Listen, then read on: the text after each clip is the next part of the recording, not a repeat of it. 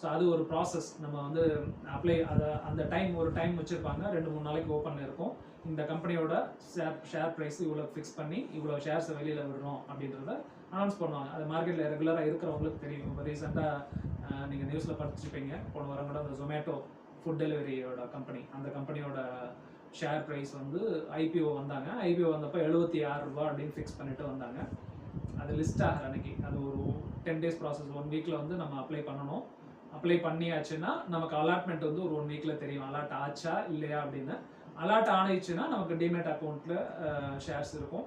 அதுலேருந்து ஒரு 1 வீக்கில் வந்து லிஸ்ட் ஆகிடும், மார்க்கெட்டில் லிஸ்ட் ஆயிடுச்சுன்னா அந்த ஷேர் வந்து ட்ரேட் ஆக ஆரம்பிச்சிடும், அந்த ப்ரைஸ் வந்து சேஞ்ச் ஆக ஆரம்பிச்சிடும். அப்போ வந்து நம்ம விற்கலாம், இல்லை வச்சுட்டு இருந்துட்டு ரொம்ப நாளுக்கு அப்புறம் விற்கலாம். இந்த ஜொமேட்டோவை பார்த்தீங்கன்னா அன்றைக்கி லிஸ்ட் ஆன அன்றைக்கி 115 ரூபா லிஸ்ட் ஆகி 120 ரூபா 125 ரூபா போச்சு. Almost double, 90%.